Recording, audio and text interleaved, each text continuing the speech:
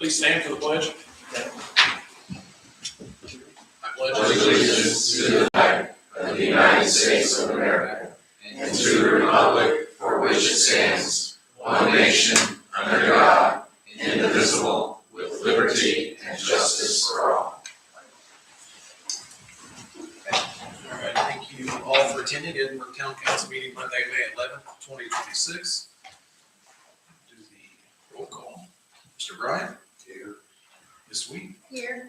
Ms. Buck? Here. Ms. Rooks is at home with Curtis, and he is home safe, and I think that's the main thing there, so that's good news. Also with us is Rhonda Barrett, clerk treasurer, John Myers, town manager, and town attorney Dustin Huddleston. Minutes of council meeting April 27th, 2026. Any questions, council? I have no questions. If there are no questions, I'll make a motion to approve the council meeting minutes from April 27th, 2026. Second. All in favor? Aye. Claims, Rhonda? Yeah, so in your packet, you had claims for this evening, and actually, the back page had the wrong amount. So the amount is actually $319,438.66. And all claims have been reviewed and signed. Any questions on the claims?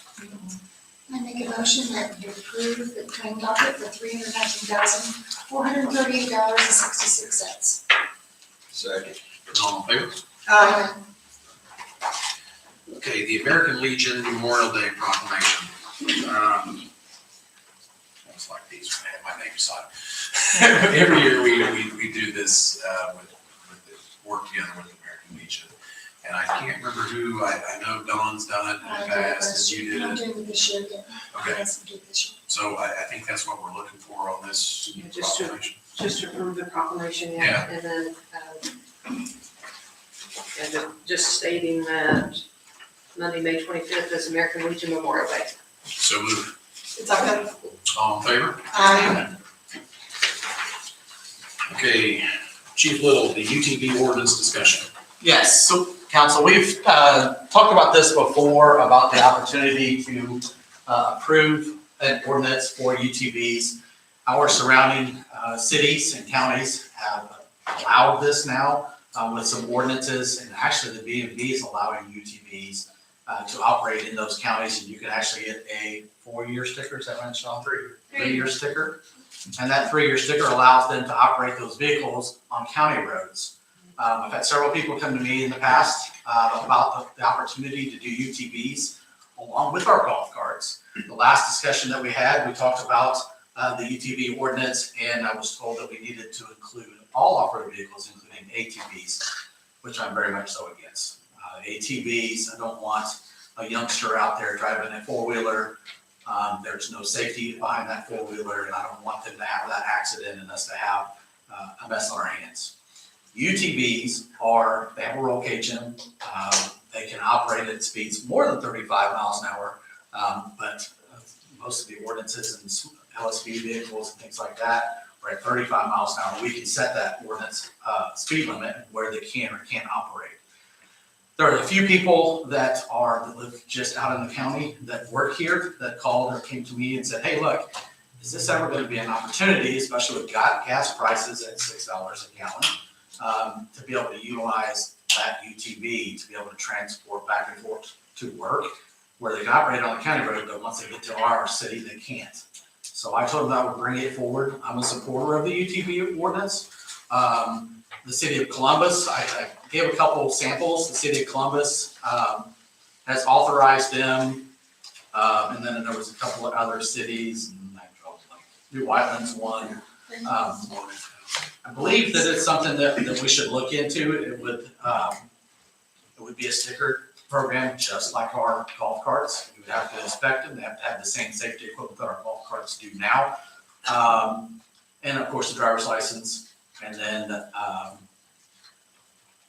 it's another way. I mean, if you go around our town at nighttime, it's actually pretty cool to watch all the people that are around on those golf carts, pulling up beside each other like the old drive-in days, talking, because there's not the surrounding of their car, whatever, for whatever reason, it's really taken off. I think this is just another way that we can support that and kind of help our accountability. works out too.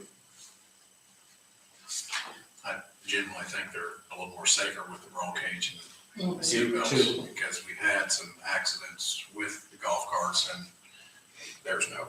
We've had 3, one that could have been fatal, one that was a pretty serious injury, and the other one was just a fender bender. But, you know, we don't want to lose any one of our residents. So golf carts are still a good thing. So golf carts, if you haven't been aware, because I was one that bought into it, you can actually go out and buy one of these golf carts now. They can create it into what's called a low-speed vehicle, LSV. It's actually something you can register in the state of Indiana with the B&B.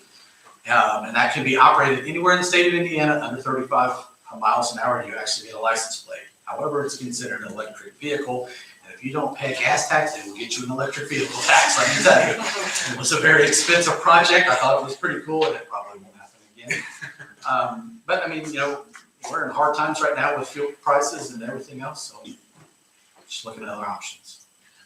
I know we visited this before, and I think it was harder to dial that down, but I think you can if we look off of other municipalities. You have some supporting evidence of other municipalities' ordinances going.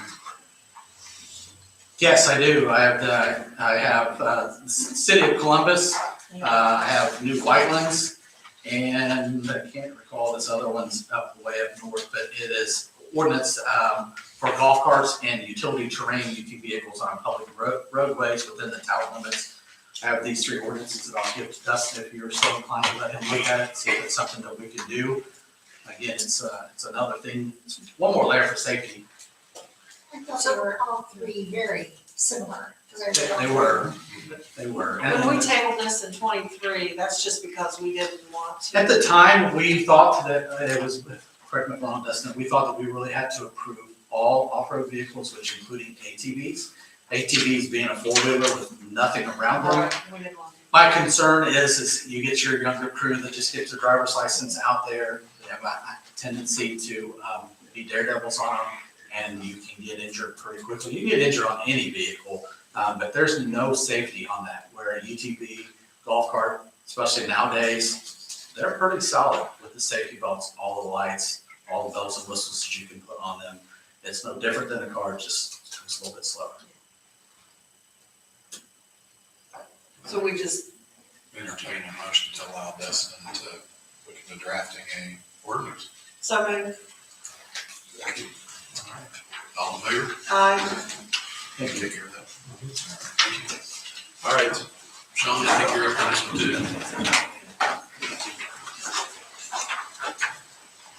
So this is the police vehicle purchase. Guys, we'll go ahead and kick this off. I know, Sean, you've been working on this, I think. Yeah, so recently we've had a whole slew of issues with several of our vehicles, mainly particularly with one of our K9 vehicles. We spent over $12,000 just in repairs on this one vehicle alone. We don't want to be spending that type of money on any of our vehicles, but this one is particularly more, a little bit more important because it's got a $17,000 to $20,000 investment that's riding in the back seat of it. So when that vehicle goes down, we do have a pool car that they go into that's designed to support that K9 function. But we've had 2 recently where the K9 car went down, they got into a K9 pool car and went down immediately that same day. So then we're stuck with no K9 cars.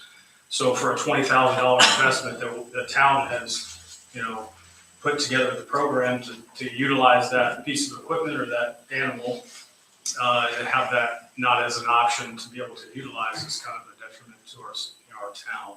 So what I'm proposing is that we replace the K9 pool car or the K9 vehicle that we've dumped a ton of money into to just replace it with a new vehicle. The money is not a huge issue because it's in one of our public safety funds that the police and fire only have access to, and it's utilized for those specific things, equipment, vehicles, things of that nature. So it's not going to eat into our budget that we've already planned for the entire year. There is a little bit of an extra cost on the outfitting portion of things because we do have to outfit it for a K9 car. So the outfitting costs that you guys saw for the 2 trucks that we presented at the beginning of the year It will be slightly more than that, but that's because we have to put a canine insert into it, which is another, $7-ish thousand. But I would like to try to replace that canine car with a newer vehicle that's more reliable, and then we can get rid of our canine pool car that's on its last leg. It's over 100,000 miles, and it's a Charger, and it was kind of retrofitted to be a pool car for canine. So it would be a win-win for us if we could replace the canine Durango that we have now with a newer Silverado like what we purchased in January. And you should have in the packet, so if we go through Kelly Chevy, where we purchased the last 2 trucks, they have what they call holdovers, or trucks that they keep on the lot. So we could get one of those trucks at a discount. It's usually about $1,500 to $2,000 cheaper than what we purchased our trucks for in January. But that's because it's already on the lot. It's made for municipalities to come in middle of the year because the ordering bid closes. So once that bid closes, we can't build anymore until the next year. So they will have some on the lot that you can purchase from if you need one in the building. So it looks like Kelly's almost $10,000 cheaper, because they're what, 49, and then. Yeah, so- It was 458, Yeah. or, So Kelly Chevy kind of cornered the market on the municipality vehicles and things of that nature because they're just such a large dealership that they can eat the cost a lot better than the smaller dealerships that maybe don't deal in such high quantity of municipality vehicles. So they're always, or they have typically been way under what other places that we could go and get the vehicle just because they deal in such a large quantity of them at a time. So therefore, they can save the consumer on the front end, but they're making more money in the back end because they're selling so many throughout the year. So, So this is a vehicle that was not budgeted? It was not put into our budget, no, we hope not to have to do this, however, we've got 4, I think, 2021s. And when we're spending more money than what the car was originally worth. I mean, Dodge Chargers, our Dodge Durangos back then were probably in the $45,000 range, where you spent, almost $15,000-ish on repairs. At one point, you're sinking that money into hoping that we get a couple more years out of it. But, we're also I was looking at the Charger that we have right now for the canine pool cars has 130,000 miles on it in 2016. It's a 10-year-old vehicle that's out there that we're just trying to baby it along. So the opportunity, we actually talked to Kelly Chevrolet on some other things, and then we found out, I think we paid $52,000, maybe $52,500, something like that in January. These are down to less than $49,000. It's not a huge saving, but it's something that it's savings. And then we looked into the opportunity. We have that public safety fund. That public safety fund split between police and fire. We have that public safety fund for at least the police department through 2029. Is that right, John? Remember? 2029-ish is, that fund will actually only be there for fire and EMS, which it's a great tool. So this won't come out of tax dollars. So what we would use it for is we would use the public safety fund to purchase a truck. However, I have some money in the NRO fund from some drug forfeitures and things of that sort that I'm up to around $44,000 in the NRO fund that we could utilize to outfit the vehicle. So it's not coming out of my budget. What else do we pull for the public safety fund? Public safety fund, Justin and I just talk about what we need each year and what we can afford to utilize. It's up to like $180,000. If they need packs or need things like that, it's all about sharing and doing the right things for public safety, period. So we're looking at that $50,000 as a long-term investment for us in a truck. And then if Justin needs something, there's still quite a bit of money left. So you just put 12,000 into the vehicle and now we're just gonna scrap it? No, it will be a pool car. It will be something that we would only have to use not on a daily basis. If you look at our police cars, the mileage that you see on them, you got to add quite a bit in idle miles. Anything that, the police are out there, when we're on the scene, you don't shut your car off, you don't turn your lights off, they run. On an average, I think that several years ago, I come up with a study that it was like 1 million miles of idle time plus your mileage is what that's on there. What we would do is try to keep this car where we can use it for a pool car, again, because when that canine car goes down, if we don't have another car, that dog has to go home. That handler's without the dog or without that tool, which is a great tool. And right now, if you're gonna lose a car, we're losing one because of a hose that goes on the radiator, the one that blew the other day, and we don't have a time frame yet. That was the second time it's happened. In a week. All the coolant in the car. So just to give you a better understanding, the car that we're trying to replace, same thing happened. Hose popped, drained every bit of coolant it had, sent it to get fixed. Driving it home, same issue happened on the way home. Brought it back, tried to fix it, do whatever, put him in a pool car.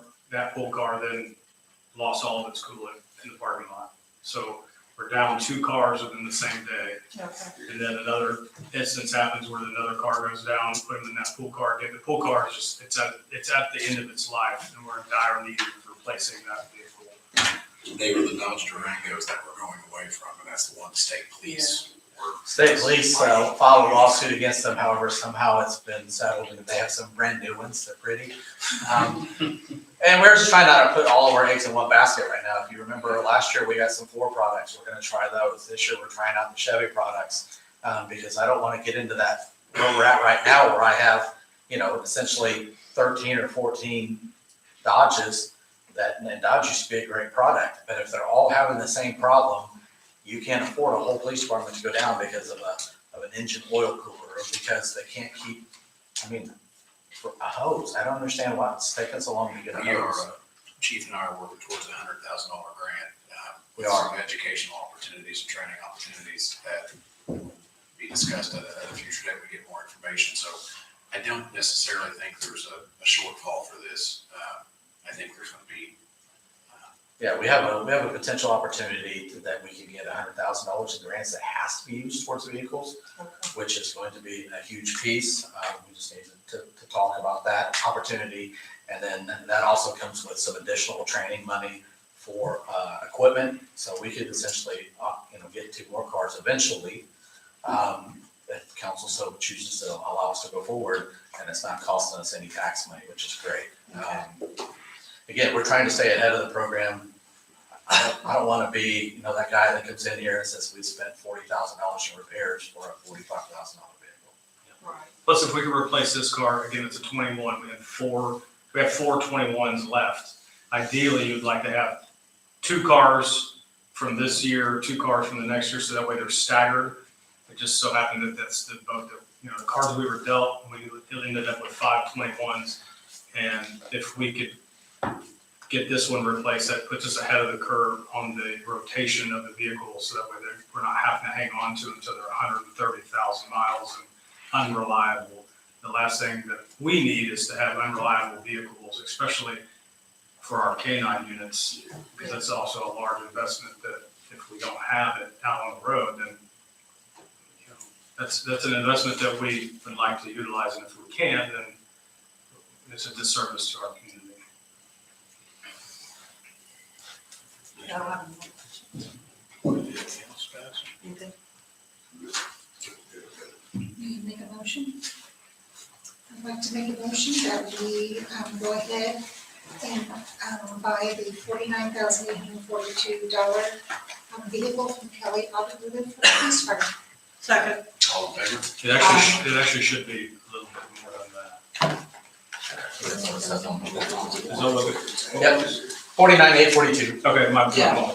So there's 2 other quotes, and they put Sorry. a lower price at the bottom, and then the bigger quote is in the middle. That's why I'm saying this And was then- a budget. We'll also need the one for the equipment package as well. So Sherry made a motion to purchase, Dick seconded, and we have Yes. 4 ayes, okay. Just want to make sure, have that here. And I'd like to make a motion that we go ahead and purchase the police light quotes from JTN Services for $22,568.75. Mine Should be says 25. 25,568. $25,568.75. Second. All in favor? Aye. Thank you, Council. I didn't get all my stuff anyway. Good job. Yeah. The teaching, it's a good moment. Daniel, the firecracker festival firework. Oh, sorry. All right. I got it blank. All right, as you all probably remember, you did increase our budget for fireworks, so it went to a level where I needed to come to you for approval because it is above what John could sign off on. It's with the same company we've used for nearly 20 years. I wish I had sent you last year's numbers as well, but just to give you kind of a brief overview of it, there's a 30 shot in the opening that's an additional, there's 30 more 3-inch shells, there's 29 more 4-inch, 16 more 5-inch, there's an extra 200 shot dragon on the mountain and another 200 shot blizzard on the mountain. That will be part of the show, and then the finale is almost doubled what it was previously. So we've always had good luck. Been really happy with the way the fireworks turn out through Sky Magic. And we went through and we did look at other companies last year, and after discussing even with Chief Lawler, we felt more comfortable staying with the company that we were with previously. So I'm just looking for you all to approve this quote so we can move forward. Dustin has not had a chance to review this, so I would say if you choose to approve this pending legal review, and is that about where you're at with it? Yes, you want me to look at it? Yeah, it's no different other than the cost though, right? Yeah, nothing has changed except for the amount. It's just the same last year, be the same one we had. And they've already sent us their certificate of insurance, which is at the level that Charlie wanted it to be. So, Oh, good. Wow, yeah, they did. so It's a big one. it is, It's a very big liability there. knock on wood, we've never needed it, but I'm glad it's there. Keep knocking. Yeah. It's the same. So make a motion to approve the Firecracker Festival firework quote from Sky Magic Pyrotechnics for $17,000. Second. All in favor? Aye. Thank you very much. Do we need a signature on that? Oh, there is a place to sign Do we this. need to have, Make a motion for Council President Ryan Piercefield to sign the Sky Magic Pyrotechnics quote. All in favor? Aye. Thank you. Okay, thanks, Daniel. Thank you. All right, Julie, the annual CF1 review for LB Mold. Yes, Mr. President. This is the annual tax abatement filing that you receive. This is their personal property filing. This is their third of 5 years on this abatement. They have retained all of the jobs that they put in their paperwork. And so I recommend that you approve this filing. No questions? Make a motion to approve the LB Mold tax abatement. All in favor? Aye. Thank you, Julie. Thank you, sir. All right, the food pantry at Mr. Bowden.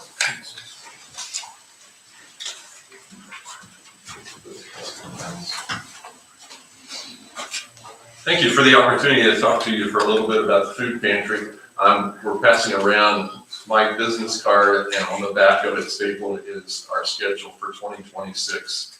There's one correction we need to make on there. Our habit has been to be open the first Saturday of the month. The first Saturday in July, of course, is July the 4th. So we're going to move that back to July the 2nd.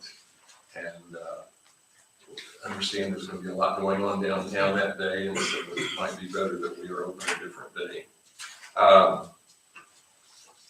This is my first chance to update you on what's going on at the food pantry. I know my predecessor tried to get up here about once a year, Mondays don't work real well for me a lot of the time, so my apologies. We are open twice a month. In 2025, we served 1,360 families and on those 24 dates. So an average of about 57 each time we were open. We average about 16 or 17 volunteers that come and give of their time so that we can move people through there rather smoothly and give them a lot of food. I couldn't tell you exactly poundage wise, but they get probably at least a week's worth of food. And if they're welcome to come back the second time of the month. So, we're providing them with a lot of what they need. Some families will only come in once or twice. Some families are there pretty much every time we're open. It varies with different ones. We get our financial support from the Conover Foundation, service organizations, churches, individuals. We don't have to run any fundraisers in order to have our money. I've been doing this, I guess, for 4 years now. From 2022 to 2025, our expenses had increased from $24,000 a year to $39,500 a year. We're just serving a lot more families here now. We're well over 90% of our expenditures are just on food. Our overhead's not very much. Part of that reason is the town in the past has always helped us out by covering our utility costs, and I just wanted to express my thanks for continuing to do that. It helps a lot to not have that as an expense. I have recently become aware of a matching grant opportunity that Sarah Beth and I and some others are going to start working toward for fixing up the front of the building.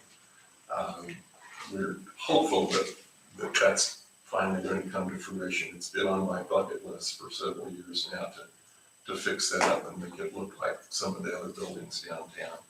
So stay tuned on that. Hopefully that works out.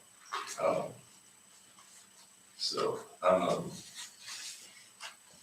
got a whole lot of other data here that I could share with you, but I'm going to keep it short. So again, thank you for your assistance with what's been a very worthwhile project. Very rewarding for me to be involved in it. So it's been good. Thank you. Thank you. And now it looks like you're up for the Lions Club donation. Looks that way, doesn't it? The town has supported the Fall Festival by giving us a donation of $3,000 for I'm not sure how many years. Last year, our permit with the state was $342.99. We paid our parade organizers $1,000 to organize everything and make sure that things flow smoothly as they're going through the parade. We paid $700 to the bands. We did $1,000 in float prizes for a total of $3,042.99. So that's how we spent your money, and we appreciate it if you could support us again this year with that. So. Rhonda, what fund do we pay that out of? I think it's council budget, Council budget? either council budget or promotions, one of the two. Their cost is obviously gone up, and I personally think that's probably one of our biggest draws next to the 4th of July Festival. I would like to see if we could, as a town, donate more to the Lions Club. I would like to make a motion to donate $5,000 to the Lions Club for the Fall Festival. Because we have had it at $3,000 for a long, long time, and I think the money's there, if I remember correctly. I have to second that if the money's there. Because we paid it previously, I just can't remember where we took it out of. it comes out of the council budget annually, and so probably we only budgeted $3,000 for this year. But we could probably do the other $2,000 maybe from marketplace money. I think it's a gigantic draw. It's literally people come surprisingly from all over. So I think it's fantastic. Yeah, and there's possible that there would be some money left over in the budget, but we've got marketplace money as a backup of there. I'm okay. Good with that. Sleep good with that? Yeah. Sure, so I'll make that motion. I'll second. All in favor? Thank you very much. Thank you for doing what you're doing. Oh, you're very welcome. Okay, other business. Mike, you have anything? Sherry? I'd like to thank Mr. Bauman for all his work in our town. Because not only does he do the Lions Club and the food pantry, he's on the school board. He's very good. He was a great teacher too. Let's not- Yeah, I didn't have it. It's- Retirement's been fun. Thank you, Mr. Bauman. Sure. No. A couple of things to note. The amphitheater for Trafalgar is up. Brian and the town have requested 12 of our blocks that they're going to strategically place all over with fantastic recognition. And I'm somehow roped into moving them. And we were in the Daily Journal noted for that. So I'm wanting to get forward with that. So I wanted to bring that up again. We brought it up previously. Brian said they're ready for it. It's actually a really neat structure. I think done a fantastic job. And bringing a little bit of Edinburgh over to there, I think is amazing. And Brian's got a really good plan about doing a QR code where you can scan the blocks and it'll give the complete history of the dam and our stuff. And I'm really blown away with it. So I just kind of wanted to give you guys that update. But I did share with you all the article. It was in the Daily Journal. Sarah Beth, I think you probably saw that. So just a heads up. The blocks are going to a good home, and not only, we'll use them here for ours, obviously, but they're getting sprinkled all over the county, and that's fantastic. So, with better use. I think that was it. I'm sorry, so I think it was it. So, I'll move on. Anything, Justin? Nope. John? Just kudos to the police department and fire department the other night with the gentleman on the mill. The officers did a great job. Fire department helped out. We had Bartholomew County and Johnson County help here to help, and the chief and I think Officer Embry spoke with the gentleman, and they did a fantastic job. Kudos to them and the fire department for their help. Thank you. Yeah. Thank you, guys. Rhonda? Yeah, I was gonna bring it up when, Dwayne was talking about UTVs. I know you guys have probably experienced it too. Is there some way that we could get, I know you said that the kids on the electric scooters, they don't have to have a license, but could they have, years ago, you used to register bicycles, could those be registered? I had a kid, I just about hit him, he just turned in front of me, just kind of held his hand out like, wait, and I'm like, oh. Yeah. So I don't know if there's some kind of regulations we could Yeah. do. So they- Honestly, they're just not very They're expensive. So they're not very expensive, they're not considered a motor vehicle because they don't go by combustion, they're an electric vehicle, no different than electric wheelchairs and things like that, so the law just hasn't caught up with them. Okay.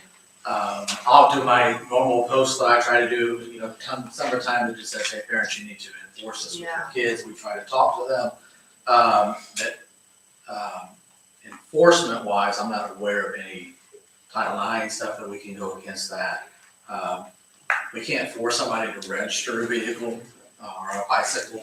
All we can do is try to educate them, putting that out there. My suggestion might be, in addition to us putting it out on social media, is maybe I can come up with a poster, or Sarah can come up with a poster.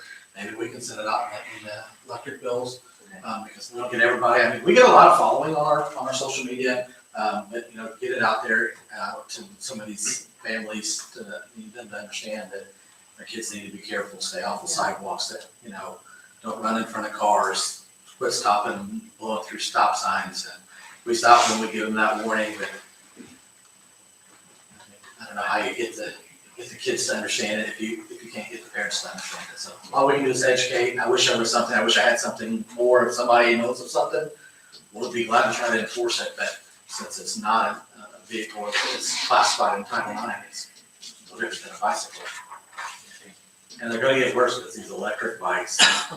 Trust me, my son wants one. It actually goes as fast as a car. I'm like, no, they haven't. Anything else, Ron? No, I was just more for the safety of the kids, Yeah. because I just. I think a lot of communities are fighting the same battle. Technology surpassing safety and laws, I think, in some respect. Got anything else, chief? You know, the incident that we had the other day, I mean, the amazing work of the public safety team, not just in Edinburgh, but throughout the community. We didn't even have to communicate. We knew what we were gonna do. Justin, the fire department, had a plan about the aerial. You know, I just can't say enough about public safety, how well we all work together, and not just in Edinburgh. I mean, we had the Johnson County Sheriff's Department, the critical incident team down there. We had other negotiators other than myself come in, Bartholomew County come up there.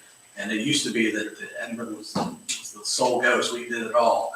So I can't say enough about it. And just, you know, keep that family in your thoughts and prayers, because we have a lot of issues, mental issues that are going around everywhere in the United States that we need to figure out how to address. So if we keep that family in your thoughts and prayers, we had another one today, and hopefully they get the help that they need. So, and the nice thing is being in a small town, I mean, I knew who the guy was, so I knew a little bit about him, I knew some history, I knew things that I could talk to him about.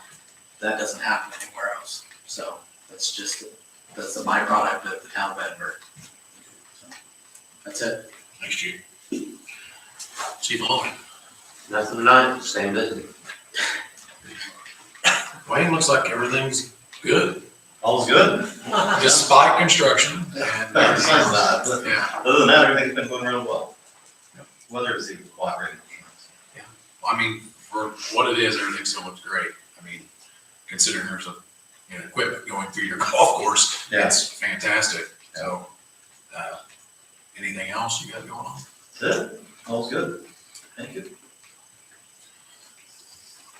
You're fat, buddy. You're staying tonight. Yeah. Got a lot of sight there. Big shoes to fill. Yeah. No, nothing at this time. All good. All right. Daniel? Thank you again for approving the fireworks. We're really excited about the 4th of July this year. You know, it's 250th year, and we're trying to do it right. I think we've already shared it. I'll share it again. You know, 3 bands. You know, the Corvette Club's going to be there. Lots of activities, lots of vendors. It's just going to be a fun day in Edinburgh. So don't plan on going anywhere else. You want to be in Edinburgh on the 4th of July. It's going to be a great day. Pool's getting fired up. We will have water in there this week, and we will be doing some training before the week's over, hopefully in there as well. So, you know, cross your fingers, say a prayer for that as well. It's an old pool, but it usually fires up and works just fine for us. So we're going to do our best to get it going again this year. Ball is going full steam out there at the complex. So Little League games going as we are sitting here this evening. And then really exciting news, the hanging baskets come into town tomorrow. So flowers, we're going to see a lot more colors start to come into town this week. So we got that to look forward to as well. Thank you, Daniel. Thank you. Sean? We're good. Kevin? Lights are on. Good, sir. It's going around, isn't it? Julie, anything? Nothing further. Sarah Beth? Last Monday, we were actually awarded from Festival Country. They just celebrated their 10-year anniversary with our Tourism Bureau. And so several organizations around the county were awarded. We received the Planned Project of 2026 award for our plaza. Trafalgar, their amphitheater, received an award, and Daniel and I actually went out there last week and took a look at it. The stage is beautiful. They've done a really nice job. And so we're excited to have that in our downtown as well. Seemed like there was something else, but I've lost it. So no, I guess that's it. Thank you. All right, I'll open it up for public comment if there are any. Please take your name and your address for the record. I'm Heather Lane, my address is 5587 South 700 East in Franklin. I work for the town of Edinburgh, and I am all for the new ordinance for the UTV. I drive the town gator, and for the longest time we had no lights, no turn signal, that sort of nature, and I'm in town on the streets every single day. And the golf carts, a lot of people don't pay attention to their surroundings, just like how the bicycles and everything else is. For one, I live just right outside of the town, I was one of the people who asked Chief Little, because I do drive a truck and it sucks the gas, and I have a Ranger, and my Ranger is, equipped just like a vehicle.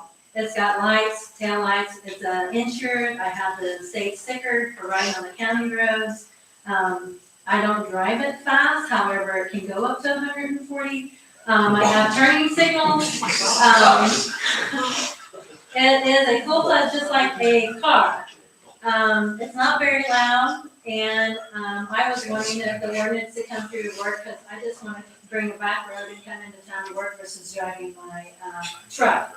And I am with Chief Little too, as far as the golf carts. You see a lot of things during the day, and not of it is all safe. So I just want you to take a look at it and review it. Thank you. I want a Ranger. Can I get one of those? I have navigation and everything. It's just like a car. Anybody else? Entertain a motion to adjourn. Make a motion to adjourn. All in favor? Aye. Thank you all for attending. All right.